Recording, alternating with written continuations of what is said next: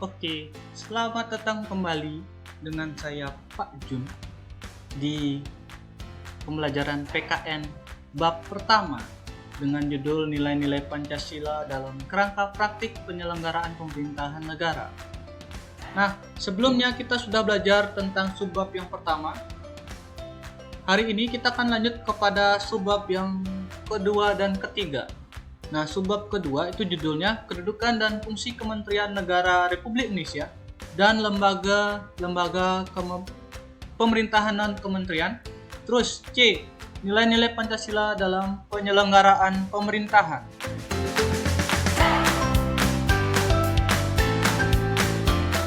Nah, di subbab yang kedua ini saya akan lagi menjadi yang pertama kita akan belajar tentang tugas Kementerian Negara Republik Indonesia. Oke, di sini saya tampilkan seorang tokoh yang mungkin anak-anak tahu siapakah beliau ini. Jadi beliau ini adalah presiden saat ini, yaitu Presiden Jokowi atau nama lengkapnya adalah Insinyur Haji Joko Widodo. Beliau adalah seorang presiden yang memerintah Republik Indonesia. Nah, tahukah kalian apa sih sebenarnya kewenangan-kewenangan dari presiden itu sendiri? Jadi, Presiden RI itu mempunyai dua kewenangan, yaitu sebagai kepala negara dan juga sebagai kepala pemerintahan. Kenapa sih bisa mempunyai dua kewenangan? Ada yang tahu? Oke, mungkin masih bingung kenapa bisa mempunyai dua kewenangan. Jadi, seperti kita ketahui, Indonesia itu menganut sistem presidensial, di mana presiden itu secara bersamaan menjabat sebagai kepala negara dan juga kepala pemerintahan. Dan dalam jabatan ini, beliau bisa mengangkat pejabat-pejabat pemerintahan yang terkait, contohnya pembantu-pembantu dalam pemerintahan seperti itu ada menteri-menteri. Nah, kita tampilkan di sini ada dua jenis kewenangannya. Yang pertama kewenangan sebagai kepala negara dan juga kewenangan sebagai kepala pemerintahan. Kita mulai dari kepala negara. Apa sih kewenangannya? Yang pertama itu memegang kekuasaan tertinggi atas angkatan laut, angkatan darat, dan angkatan udara. Jadi presiden itu sebagai panglima tertinggi.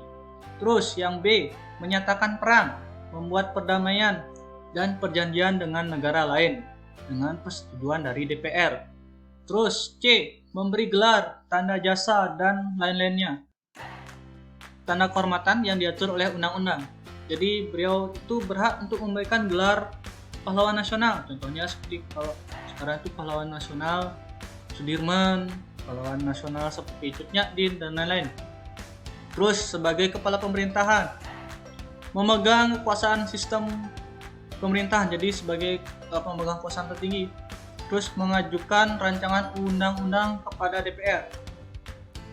Nah, yang C itu mengangkat dan memberhentikan menteri-menteri. Jadi, kalau menurut presiden menteri-menterinya tidak bekerja dengan baik, presiden itu bisa menghentikannya. Nah, istilahnya itu kita kenal dengan nama reshuffle. Nah, di sini saya sudah tampilkan itu jajaran kabinet dari Kabinet Indonesia Maju, kabinet dari pemerintahan Jokowi Ma'ruf Amin sekarang ini. Itu di sini digambarkan ada 42 menteri. Nah, tugas menteri itu apa sih?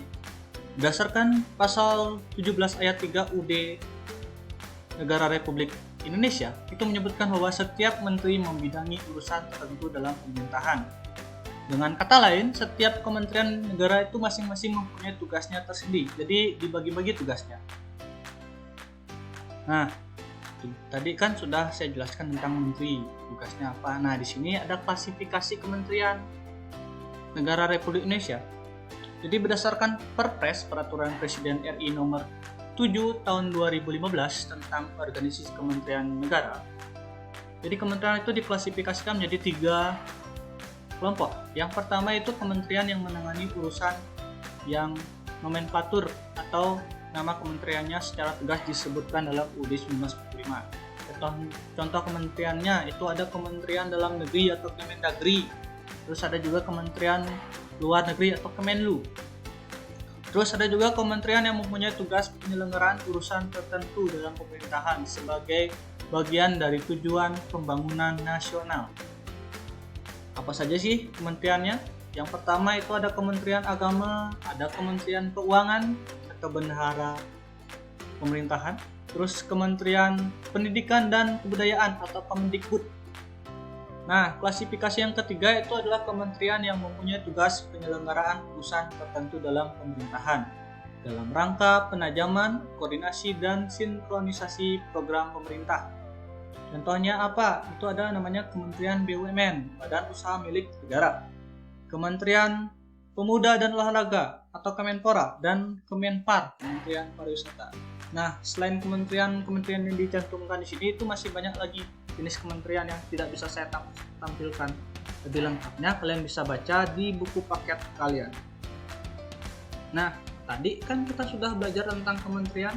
Sekarang kita akan belajar tentang lembaga pemerintah yang di luar kementerian atau non-kementerian. Contohnya ada banyak. Yang pertama itu adalah BIN, Badan Intelijen Negara. Itu sama seperti FBI ataupun CIA yang dipunyai oleh Amerika Serikat yang mungkin kalian lebih ketahui. Terus ada BNN, Badan Narkotika Nasional. Jadi kalau kalian tahu jenis-jenis ganja, jenis narkotika, dan nafsa ataupun yang lainnya, itu ini yang membawahi. Terus ada juga LIPI, Lembaga Ilmu Pengetahuan Indonesia. Jadi para profesor yang terkenal itu biasanya dinaungi oleh LIPI. Oke, yang subbab C, subbab ketiga, itu kita belajar tentang nilai-nilai Pancasila dalam penyelenggaraan pemerintahan. Nah, yang pertama itu sistem nilai dalam Pancasila. Jadi Pancasila itu merupakan suatu sistem nilai yang termasuk ke dalam nilai moral dan nilai-nilai dasar yang bersifat abstrak. Jadi Pancasila itu dianggap sebagai tujuan, sebagai ideologi, sebagai dasar berpikir dalam kita menjalankan kehidupan di bernegara dan di pemerintahan ini. Nah, yang kedua itu ada implementasi Pancasila. Jadi implementasinya itu berdasarkan dibagi menjadi 3 dimensi. Yang pertama itu adalah dimensi spiritual, dimensi kultural, dan dimensi institusional. Kita belajar tentang dimensi spiritual tersebut. Jadi dimensi spiritual, Pancasila itu mengandung nilai keimanan kepada Tuhan sebagai landasan dalam penyelenggaraan negara. Jadi setiap kebijakan yang dikeluarkan oleh pemerintah itu harus berlandaskan kepada keimanan kepada Tuhan Yang Maha Esa, pada sila pertama tentunya. Dan tanggung jawabnya juga selain kepada rakyat, tapi juga harus bertanggung jawab kepada Tuhan Yang Maha Esa. Terus dimensi kultural atau budayaan. Nah, Pancasila itu sebagai landasan falsafah negara, pandangan hidup bernegara, dan sebagai dasar negara. Jadi tidak boleh ada lagi pandangan-pandangan dasar lainnya selain Pancasila itu sendiri. Contohnya seperti pandangan dengan aliran agama tertentu, itu tidak boleh dalam kehidupan bangsa dan bernegara. Nah, dimensi institusional. Pancasila itu sebagai landasan dalam mencapai cita-cita bangsa, tujuan bernegara, dan dalam penyelenggaraan pemerintahan itu sendiri. Oke, ini bagian terakhir di bab ketiga, itu adalah nilai-nilai Pancasila dalam penyelenggaraan pemerintahan negara. Sebenarnya ada banyak, per sila itu hampir ada 4-5. Tapi di sini saya cukup satu saja. Yang pertama itulah sila pertama, ketuhanan Yang Maha Esa. Itu menjamin penduduk untuk memeluk agama masing-masing dan beribadah menurut agamanya. Jadi antar agama dengan satu agama lain itu tidak boleh melarang para pengikutnya untuk beribadah dan memeluk agamanya masing-masing. Tidak boleh ada namanya pertentangan.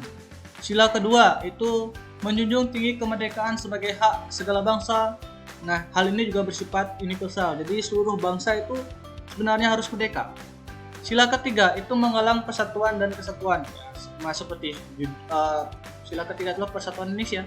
Sila keempat, hakikat sila ini adalah demokrasi.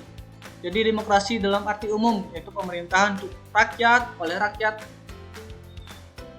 dari rakyat, bukan dari rakyat untuk pemerintah atau untuk kalangan tertentu. Nah, sila yang kelima itulah kemakmuran yang merata bagi seluruh rakyat dalam arti yang dinamis dan berkelanjutan. Jadi tidak ada masyarakat yang sangat miskin sekali dan juga masyarakat yang sangat kaya. Jadi harus makmur semuanya. Nah, sekian dulu penjelasan saya mengenai bab pertama. Selanjutnya kita akan belajar pada bab kedua.